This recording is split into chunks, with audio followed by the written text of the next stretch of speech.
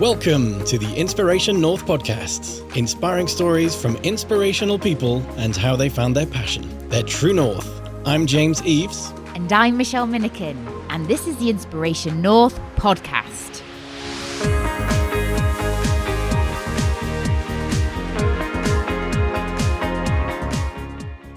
Today's episode, follow your passion and stay with it till it works out, with Wendy Kendall. We talk about helping people embrace highly disruptive transitions, inspiring psychologists to have valuable and sustainable practices, and how she announced at 5 years old that she was going to be a scientist.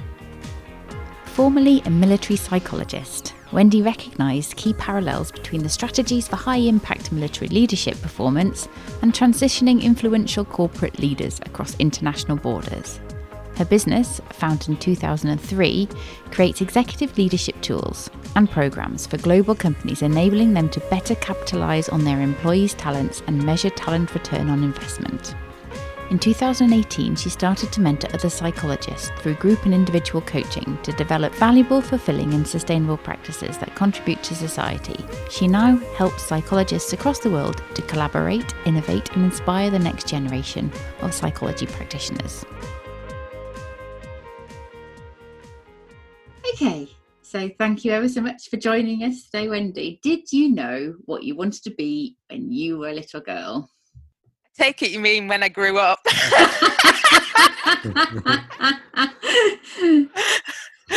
Because when I was a little girl, I just was a little girl. I also wanted to be a dinosaur. Sorry. I probably wanted to be all sorts. Yeah, so there's a funny story about that because I remember, gosh, I must have been really little. Maybe 4 or 5 years old. It's before my sister was born, so 4 or 5 years old, and I was stood on the back seat of the car, as you do back in those days, or as you did back in those days. I think we were waiting outside a factory for my dad to come out. I can just remember kind of standing on this bench seat at the back of this car and kind of having my arms and looking out of the back of the back window, kind of turning my head round and saying, and my mum was sat in the driver's side, obviously driven the car there, and so I can see her face in the rear view mirror, and I said to her, when I grow up, I'm going to be a scientist. Now, I grew up in a little cotton mill and my mum worked in a chippy and my dad worked in a battery factory at this point. So this kid turning around and kind of declaring, I'm going to be a scientist. And I remember her looking in the rearview mirror at me and going, all right then, you just keep thinking that, love. And and I was like, at 5, I think I will keep thinking that then. That sounded like encouragement to me. But to be fair, I didn't really continue on that. I mean, I was the kid that was always crying at the front of the class during maths because I couldn't get the blinking sums right. And then, I loved English lit and art and drama and music and all of those things. So I didn't know what to do when I went into my A-levels. Yeah, so then I didn't really know what I wanted to do when it came to doing my degree and everything. So went to the cinema with a boyfriend, and it was when Silence of the Lambs was out. So I'm sat there, watching this film about this serial killer. And Clarice Starling came to the end of a path, and at the side there was this sign, and I must watch this film again to actually verify my own story, but there was this sign at the side that said something like Centre for the Behavioural Sciences, and I thought, that just sounds wicked. So next thing, paper prospectuses, you had a library of paper prospectuses at the time, and managed to find a couple of degree courses that were behavioural science, and that's what I went to do. So ultimately, I came full circle back round to the little girl who was 5 years old telling her mom that she wanted to be a scientist when she grew up. So I was a little bit prescient, apparently. Yeah. No, it's interesting because that I remember watching that film for the first time. So we weren't quite old enough to go to the cinema, so we had to wait for it to come Right. out. So we're sitting in my friend had a farm. Well, she didn't. Her dad had a farm, and upstairs it was quite creaky and creepy and like it was almost, they built a house and they built a bit onto the side of it, and they built a bit on the side, so you were kind of walking up and down really creaky, dark in the middle of the sort of Berwickshire countryside, black as day. Me and her sort of huddled up under a blanket, probably 15 years old, watching this film, and I was similar to you. I was like, oh, that's amazing. So between Yes. that and Cracker. Yeah, exactly. Yeah, and Cracker was on when I was at uni, so then I felt cool. Because and then you got, oh my goodness, if you thought as a psychologist that it's bad when you tell people your job and people make assumptions about what you do, then during the time of Cracker being on the telly, it was even worse. No, yeah. It was brilliant show, but I don't know whether it's aged very well. I think it's probably not. I don't think I've ever seen an episode of it again since it was on the TV. No. Sure, it still exists somewhere. Probably. Yeah, be on YouTube somewhere. Yeah. Something like that. Possibly. might be next investigation. So you doing your behavioural science degree. Whereabouts in the country were you? South Wales. Okay. And then what was next? Well, then again, I was clueless. And so end of third year, I ended up in an assessment centre for the civil service, and just finally decided, I got back down to like the final assessment centre before I really thought, this is not going to be for me. So I remember phoning up or emailing or something and saying, I've decided to withdraw, and they were quite offended. Sorry, don't think it's what I want to do. So again, just walking past the notice board in the department, and there was a flyer pinned there for Cranfield, and it said, do you want to have flying lessons while you do your master's degree? And I thought, yeah, hell yes. So it was advertising the MSc in applied psychology. And it was part of the College of Aeronautics at the time. The applied psychology unit was within the College of Aeronautics. And so that started sounding quite cool then. So we're going from kind of Silence of the Lambs to Top Gun. Yeah. And so that was sounding cool again. And then it was saying, we go up in airplanes and we do disorientation flights, and you can have some flying lessons, and it's all very cool. So I remember going to my third year tutor, and she said to me, what are you going to do? And I said, I'm thinking of applying for that master's degree, but I don't think I'll get in, so I don't know. And she said, dear lady, she said to me, well, I can guarantee you if you don't apply for it, you definitely won't get in. So, oh yeah, you're right. So I did, and actually it was pretty straightforward to get in, to be quite honest. And so I turned up at the College of Aeronautics in 1995. Initially, I was quite excited because Cranfield at the time was 9 guys for every 1 woman. So you can imagine this is going to be an awesome year ahead of us. And when we turned up there, we realised they were all engineering geeks. Oh. And we were pretty crestfallen at the outset of the year. So it's a course of 10, more or less 10 women. I think there were 10 women, 1 man. And those of us who didn't have a boyfriend or a partner at the beginning of the year, by the end of the year, we'd all met our life partners. So many pairings around the world of psychologists with aeronautical or other engineers because of going to Cranfield. And we couldn't work out whether it was just that by the end of the year, we had found like the little gemstones, or whether we'd just lowered our standards. But, so I've still got, lots of kind of really good friends around the world who, where we all kind of met at Cranfield, and where they're all still happily married with their hubbies that they met during that year. So it was an amazing year, really. That's brilliant. Like people will be applying to Cranfield in their droves after this. No, that's 25 years ago now, so I'm not vouching for the quality now. But we used to say, like, no one tells you it's essentially a dating. Mind you, I mean, really plugging into some stereotypes here about going to university to find, a hubby and things, which I didn't at all. But it's just a funny year, a very funny year. It's a very strange place, Cranfield. Wonderful and strange. Cranfield School of Matchmaking. Exactly.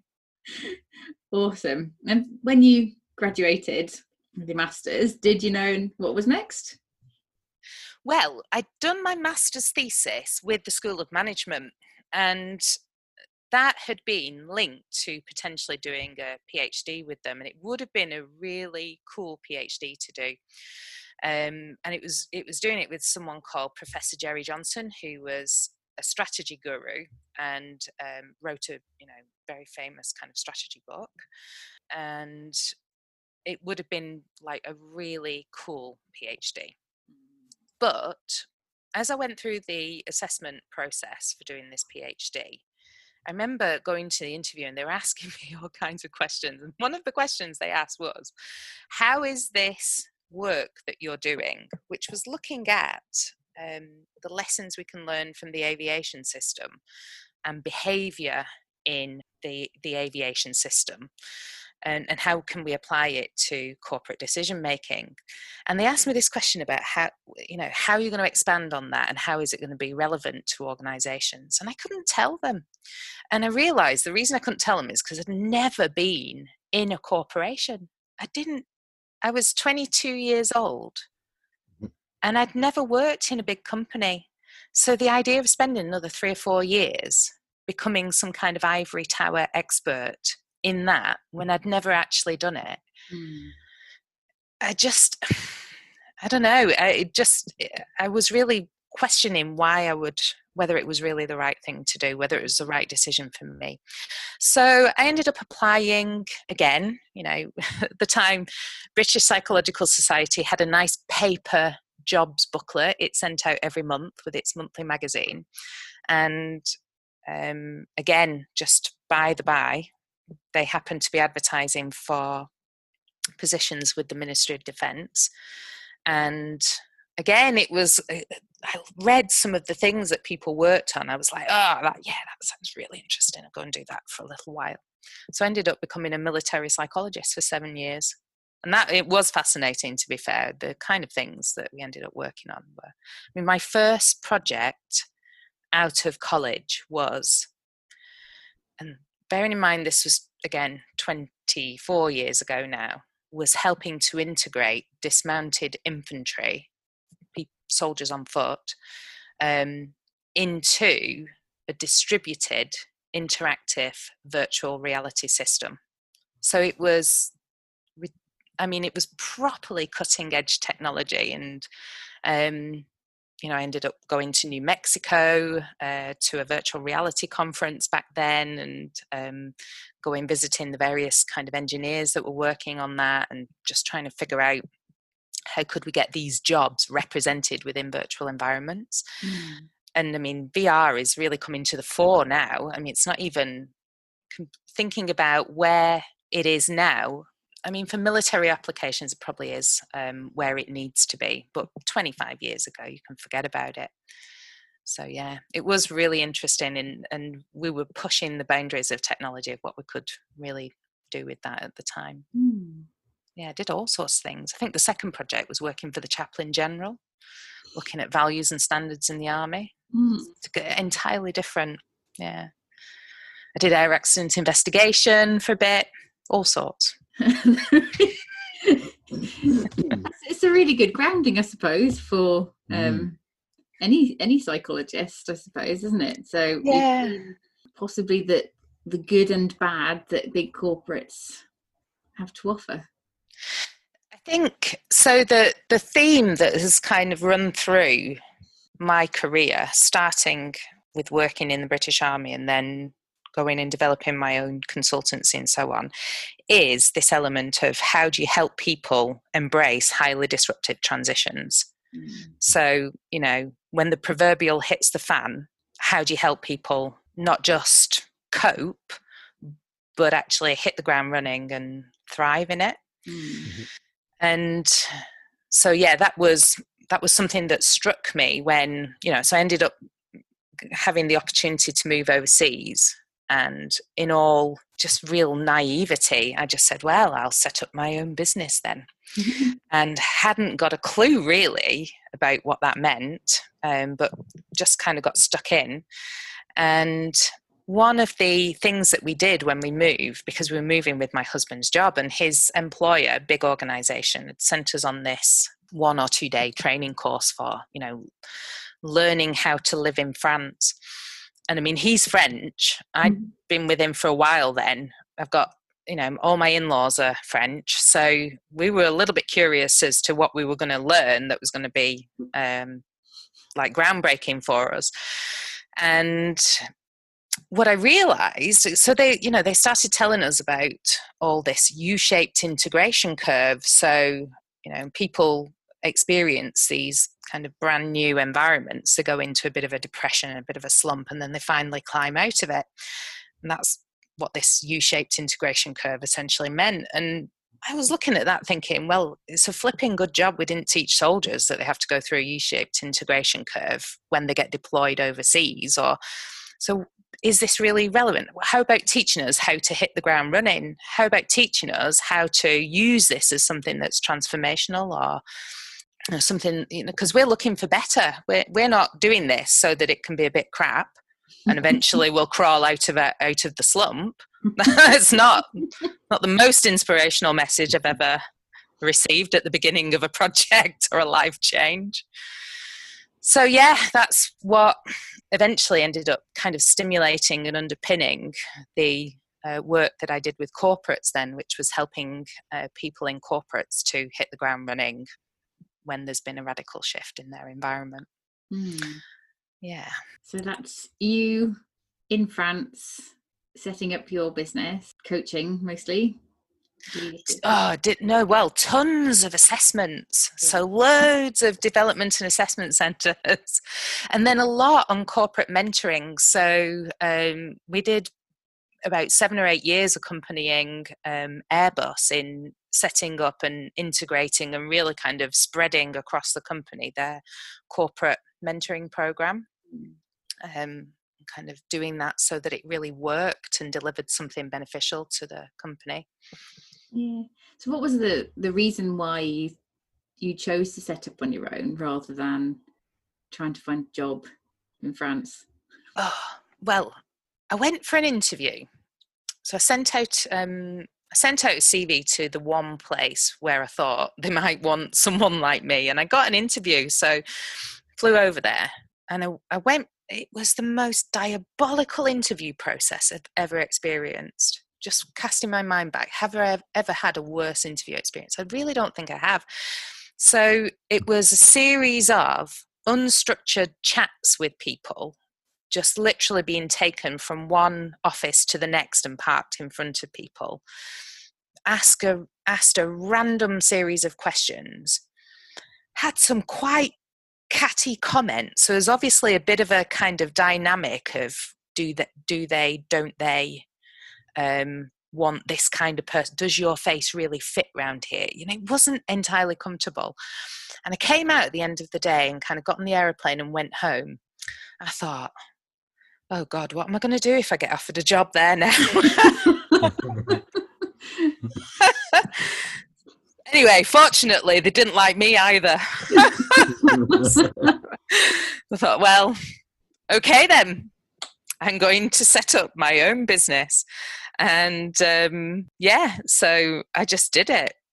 I just thought, I don't even know what I thought. I must have thought something along the lines of, how hard can it be? But it was genuinely from a naive place. But I think sometimes that's the best way to do it, because if you really knew what it was going to require, for me anyway, it might have scared me. So yeah. And I think that the naivety of learning those lessons, so, I went into everything with a fresh perspective, let's say. Absolutely unschooled. And I think what I learned is that there were so many things I did in the early days which were actually instinctually not far off, to be quite honest. And so, for one of the things I did, for example, so apart from doing psychology things, I ended up importing and selling horse food. Because love horses, yeah. So we'd gone over there and we had some horses in the field and I wanted food for them. I couldn't find the food I wanted, so I ended up importing horse food. And as part of that, I started setting up a newsletter.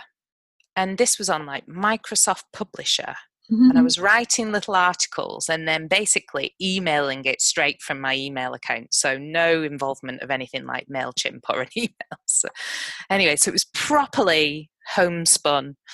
And within a few weeks, I got up to over 200 subscribers.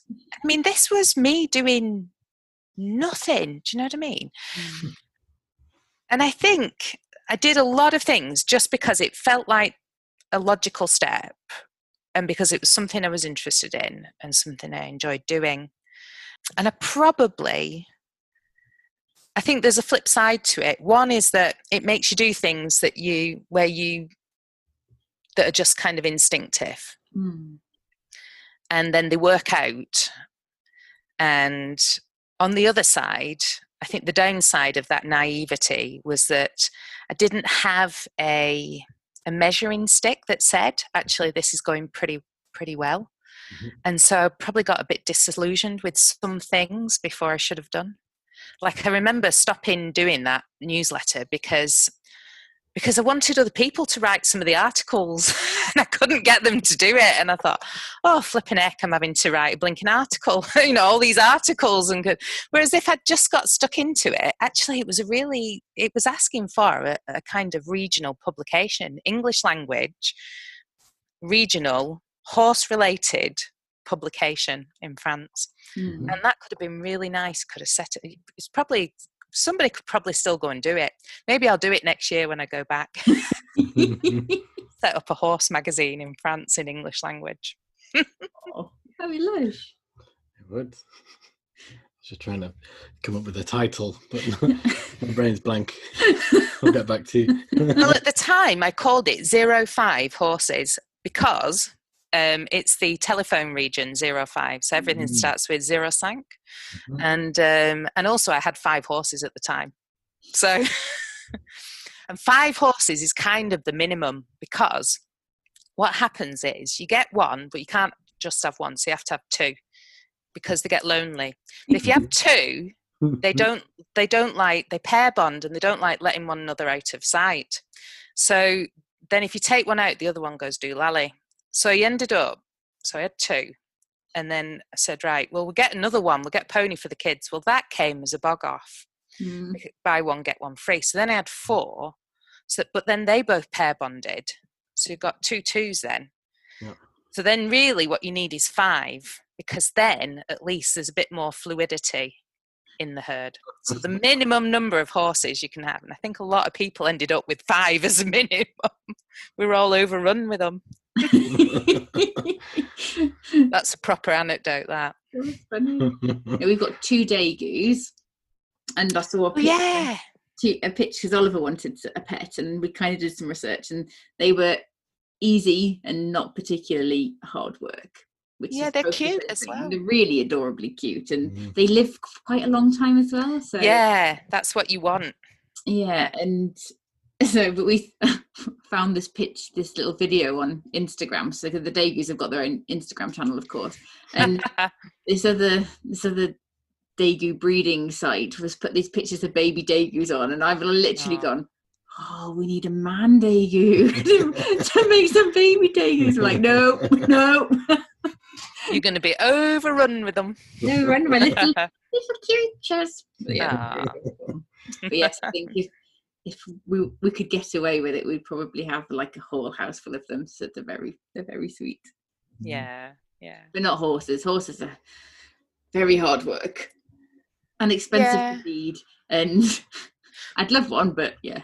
Well, the whole five, kind of expense of it was part of the reason for starting to import it and everything else. So yeah, could sell it, essentially buy it at cost price then for your own horses. Anyway, it was fun, and it was one of those. It's a business that is about personal contact with people, so literally driving around to different kind of stud farms and professional yards and things like that, and having to be in contact with people. And we managed to get actually claim to fame. So my friend Doug and Tanya have a son called Tom Carlisle, and Tom Carlisle's now one of the top eventers in the world, but at the time he was an 18-year-old lad, and I was actually the first person who got him any sponsorship from the company that I was importing food from. So we met, made lots of friends and had some fun, and yeah. Doug and Tanya, I think, did I meet them? Yes, you may have done in France. Was it in France? Yeah, it would have been in France. Yeah. They came to dinner, didn't they? Yeah. Such a small world. So, I mean, their story is so interesting as well because, Tom was a talented teenager and got put on a development program in France for eventing, along with his mate Astier. They, Doug ended up kind of taking early retirement from Airbus and setting up a business, and they really worked. They really followed their passion and worked really, really hard, and went through the global financial crisis with it. So it wasn't easy, and just at the point where they were, looking at, where they were having a really hard time, let's say, Tom went and won a double world championship in young horse eventing. First time anyone had won both of the world championship classes that in 1 year, and then things changed overnight for them. So talk about a story of kind of following your passion and staying with it until it works out. And now he's doing all sorts of things. Just there's all sorts of stories with them. I'll have to get them on your podcast for you. Thank you. Steve's got the French podcast as well. Oh yeah, get Tom on your French podcast. I'm volunteering him. Tom probably would be like that. Get lost, Wendy. Probably not spoken to him for 10 years. Awesome. So you were in France doing a bit of assessment and development work with the psychologist. Mentoring. Yeah. And then selling horse food. Little side hustle. Making lots of friends. Yeah. Why did you come back? Oh, different things. So it's 2013. So 2012 was a really busy year. And it was really good. But then within 4 months one another, my mom and my auntie died, and they were kind of the matriarchs in the centre of the family, and also the children were getting to an age where they were teenagers and they were thinking of coming back and wanting to do university, and the husband's project was coming to an end and he was going to have to find a new position within the company. And we just said, you know what, why don't we go and spend some time living in the north again? So I hadn't lived in the north of England and been close-ish to family for 20 years at that point, I think. So we just got the chance to do that. I put in for a transfer with work, got a job over here in North Wales, and got the kids both in school, and just carried the company across the border, essentially. Shut down the limited company in France and open up a limited company here. And it was my thing. So my thing, the highly disruptive transitions I was mostly helping with was moving across international borders. So I had no excuse for not making a good go of it. So yeah. Awesome. And then it was another couple of years before you designed the Practice Accelerator. Yeah. So I think what had happened was, with all that kind of transition, I had been doing a lot of associate work, and I'd been kind of outgrowing the main partnership that I was working in. And it was getting to a point where I was really feeling like the magician's assistant. And then I had the experience of my business partner basically having promised how we would share, having had an agreement of how we would share projects, suddenly decided to do a 180 on it and change the terms of how we were working together. And I just thought to myself, made yourself too kind of dependent on one individual here in terms of getting your working, because I was mainly working in partnership, but I wasn't an employee, and I was building that brand, but I wasn't building my own brand. And I thought, well, I really need to work more on that. So ended up putting a lot of effort into learning about marketing and learning about how to get online. And I've been doing stuff on LinkedIn already for quite a long time. But I guess because of that effort, I had other colleagues and other psychologists get in touch with me and say, well, how are you doing that? And how are you using your LinkedIn profile? And how are you writing things for your website and so on? And it made me realize that as psychologists, we don't get a lot of that training. It's getting a little bit better. And I think there are also some elements of marketing and sales and things that for some psychologists, or for us maybe as a profession even, don't necessarily fit with our values or how we position psychological services. So I started developing my own ideas about how we could be a bit more psychologically aligned in terms of the content and so on. So with a coach that I had at the time, I was mulling over this idea of, should I do a kind of summer school for psychologists where, we kind of work through some of this stuff for themselves. And I was in a mastermind program at the time, and I thought, this is quite a nice format actually. So maybe I'll have a go at setting up a mastermind. I'll just see if anybody is interested. So I put together a webinar, which I can't even remember the name of now. It was something like I can't even remember what it was called. Do you remember? It's the one you watched. Creating valuable psychology practices or something like that. Or... I thought that was the second webinar that I did, but it may have been. I may just have reused the title. Well, I put out live. I saw it on repeat. Yes, you did. Yeah, exactly. So I thought maybe 20 people had signed up for it. And I think the first one I literally advertised it for a week, and it was before Christmas I was advertising it. And I think in the first one, there were something like 80 odd sign-ups for it. And from the 80 odd sign-ups, I thought, I might get, I didn't even know if anybody would want to do the program. And Paula, our friend Paula, was the first person who signed up. And I was shocked. To be honest, tried to put her off in the call with her. No, Paula, you don't want this. Yeah.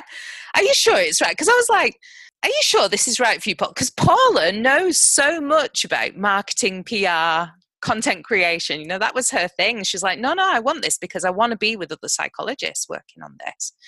I was like, oh, right. Well, that's interesting. And then Dear Dom signed up. So the conversation I had with Dominic about signing up for Practice Accelerator, Dom was like, well, look, Brexit is going to have an impact on me running my business in north of Ireland. And I can either spend my money on your program or I can spend it on setting up a company in Ireland. And I was like, oh yeah, it's very sensible, very sensible. And then the next morning he contacted me and said, I'm spending it on your program. I was like, oh wow, gosh, people really take this seriously. Oh my God. And then ended up in a conversation with you about joining it. And that was the Three Musketeers, TPPA1. The originals. Getting stuck in the originals. When we do Practice Accelerator Fest, I'm so going to have so much merch. It's going to be TPPA1, the originals, and all the rest are just pretenders. Well, no, and we've got the Judge Judy Eye Roll t-shirts, the Screaming Sheep t-shirts, John Luke Face Picard palm. facepalm t-shirts. Yeah, we've got all kinds of merch that we're going to have to come up with. Yeah, these guys, Practice Accelerator 4, they're TPPA 4 pandemic special. Oh, bless them. God love them. So, yeah. Okay. So have we talked about everything you want to talk about? I think the challenge for me always in life is, first of all, trying to constrain myself to not following every idea I have. Like, setting up a publishing company for an equestrian magazine when I go back to France or something like that. Don't do it. But as it is, I've ended up with 2 businesses to run. And, I can really see how Practice Accelerator can grow, and there's really a need for it. And I want to inspire psychologists to have valuable, sustainable practices and to collaborate across the various kind of silos we tend to operate in much more effectively, and to be much more innovative.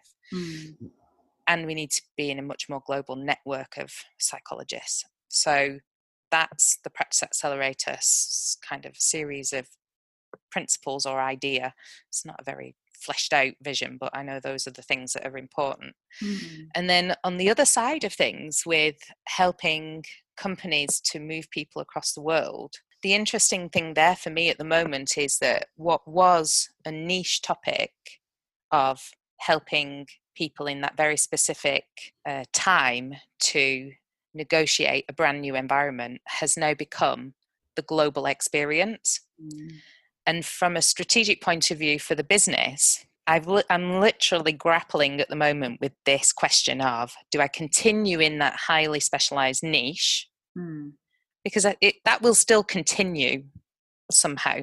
People, executives, businesses, global businesses will still, one way or another, move people around the world, and we'll still be faced with this. But all of this, this roadmap and this system that I have is more generally applicable to how we help people embrace highly disruptive transitions. And there's only one of me, and somehow I've got to take it. Well, I say there is only one of me. I do have a team now, but then it's like, well, how do we grow that? This business here has got a big global vision. This business here has got a big global vision. How do I get from where I am to where those businesses could be? And yeah, that's still my learning curve, my kind of my growth curve at the moment. No, it's exciting though. And it's almost as everybody needs your help. Where do you start? Yeah, and it can be a little bit overwhelming because my popcorn brain kind of says, I can help with that. I'm like that woman in Catherine Tate. I can do that. I do that all the time. Yeah, some of her stuff has not aged well, just to warn you. Oh, really? Oh, my goodness. It's like terrible. Oh, really? Oh, God. Go have a look on YouTube, it's hilarious. But not and you've been down I don't know whether you want to talk about this, Wendy, about the IFS stuff, down a really interesting path. And so IFS, internal family systems therapy, kind of blew my mind a couple of years ago.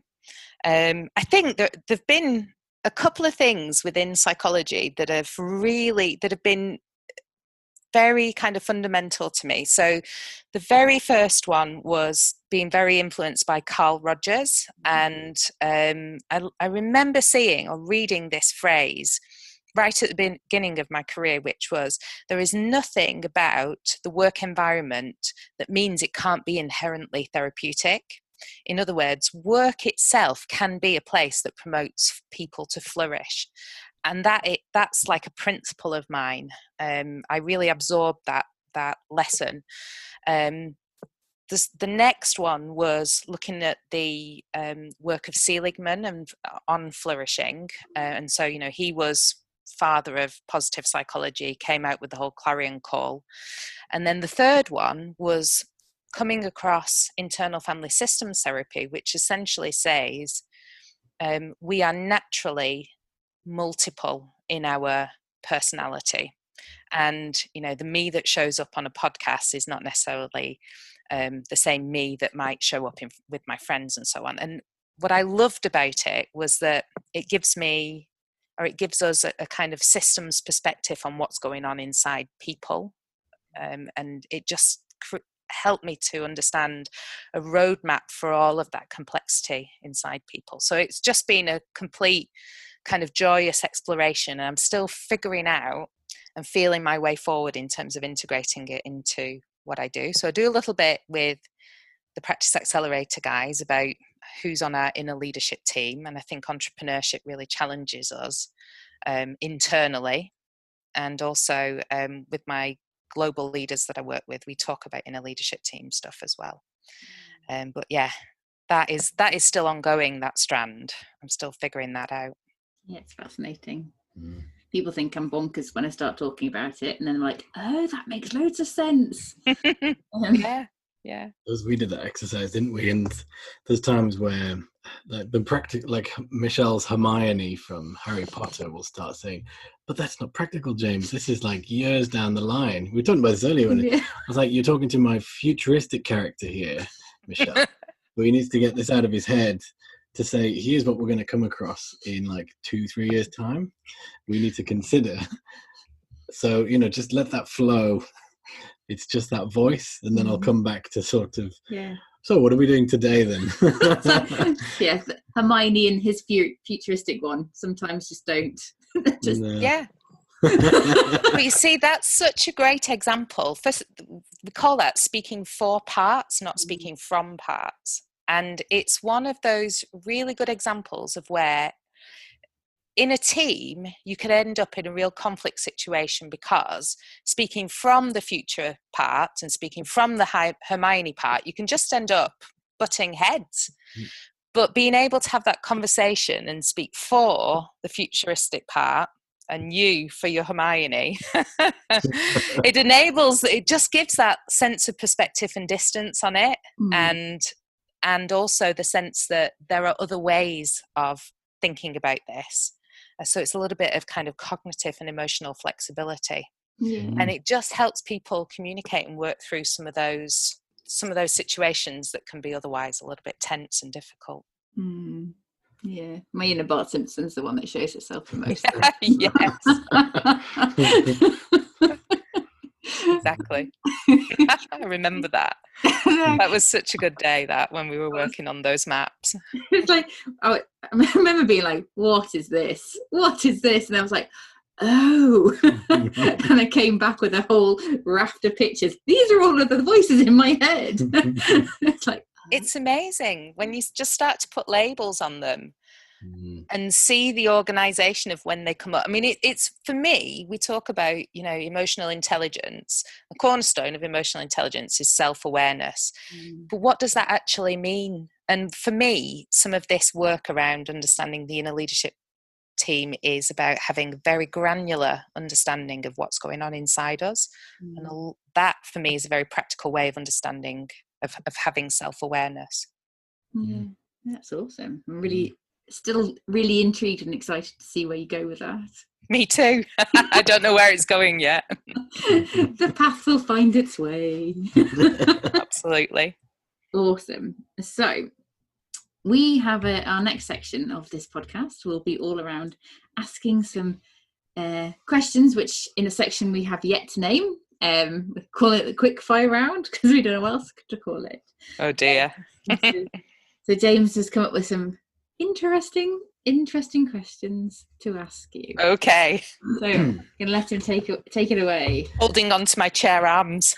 It's a good seat actually for this question. If you were offered the position of Prime Minister, would you take it? At the moment, probably, because I don't think I could do a fucking worse job. Seriously. At the very least, yeah, it's going to go into political, ideological criticism here. But yeah, why not? Yeah. Have a go. Have a go. It can't be any worse. No. I'm not on I'm not kind of diagnosable with anything. So it can only be an improvement. You're not a malignant narcissist. Okay, question number 2. You wake up to find yourself completely invisible. What 2 things would you do? Oh my goodness. What can you do when you're invisible that you don't do otherwise? Oh, I'd probably go and I'd probably just go and sit in on some really interesting meetings, which sounds like a really lame thing to say, but how, as a kind of researcher or a student of human behavior, how cool to be able to put yourself in the middle of all kinds of things and just kind of observe without having any impact whatsoever. So I'd probably let myself into the board meetings of some kind of big companies and just sit and observe and make notes. Would my notebook be invisible as well? Yeah. Otherwise it'd just be a hovering notebook. That'd be underneath a Harry Potter invisibility cloak with my notebook. I was like, what's that scratching? Where's that scratching coming from? Yeah. Oh, dear. I could then start making like little comments and they'd be wouldn't know. Right, yeah, I wouldn't do it that way if I were you. Yeah. No. This is a bad decision. Yes. Yeah, actually that'd be even better, wouldn't it? Go into some like dodgy companies, like some of these, Cambridge Analytica types, and start saying, "You don't want to do that. This is your conscience speaking." Yes. Yeah, that would be good. Yeah. Awesome. Question number 3. Which famous artist would you want to paint your portrait? Can be anyone. This is testing my art knowledge now as well. Whose paintings do I really love? Oh gosh, as a horsey girl, I love Stubbs paintings. But I don't know of him ever painting people. Mm-hmm. But Stubbs is one. And then the other painter I really like, again, I don't know if he's ever done portraits, was Turner. Mm. Yeah. Very atmospheric kind of thing. So maybe, one or the other of those. I don't know what I'd come out like. That doesn't matter, does it? No, my first instinct was Dali. That would be hilarious. Yeah, exactly. You want someone who's going to kind of, like you say, turn your face into something abstract, really. Yeah, it would be hilarious. Yeah. What is this? Definitely. Like one boob over here. Yeah, exactly. Well, thank you ever so much for answering our random questions. So the question we ask all of our guests is, if you could get into a time machine and go back to 18-year-old Wendy, what advice would you give to her? So when I was 18, I was finalising my A-levels. I was really depressed when I was 18 because I had crazy parents. I would say to her, run and get away and don't look back. That sounds evil, doesn't it? No, but genuinely, I really had to move away to get my head on straight again after the kind of childhood I had growing up. And I did that bit by bit, but I think what I would try and do for my 18-year-old is to alleviate some of the guilt I felt doing that, of feeling like, because essentially codependent growing up. So moving away from some of those relationships and having the guilt trip set on you was quite difficult for me. My grandma was very good about that when we proposed moving to France. And I remember she said to me, because my mum was having an absolute barney about it and guilting me for moving the children to France and so on. And my grandma said to me, what I want you to know is that you need to move and do what's best for you, and don't you worry about anything that's going on back here. So I think that's what I would do. That's what I would say. Yeah. Well done, Granny. Yes. She was a good lady, my granny. She was a woman before her time. Yeah. She would have enjoyed being born 60 years later, I think, and having a big career and everything. Yeah. Well, it's been an absolute pleasure. You've been on our list since we started this. You know, it was pretty much designed in your house. So thank you. It's amazing. It's such a. Again, I was listening this morning and looked at the number 76. That's absolutely incredible. I mean, if you were to transcribe that and put it all in a book, you've probably got several volumes of inspiration for people there. Yeah. There are plans afoot, Wendy. Yeah, I can imagine. Yeah, we're transcribing all the podcasts now as we go along. Oh, yeah, I saw that. Yeah. So, yes, you'll be number 77. Love it. Well, you are number 77. Yes. I'm going to look up the significance of that number as well. There must be a significance in it. Yeah. Absolutely. Yeah. Awesome. So if that's of interest to somebody, what's the best place to find you? Anyone who wants to connect with me on LinkedIn, first of all, just come and find me on there. So I think I'm just under W. Kendall, to be honest. But anyway, Wendy Kendall on LinkedIn. My website for the corporate work that I do, helping corporates to embrace highly disruptive transitions, is wendykendall.com.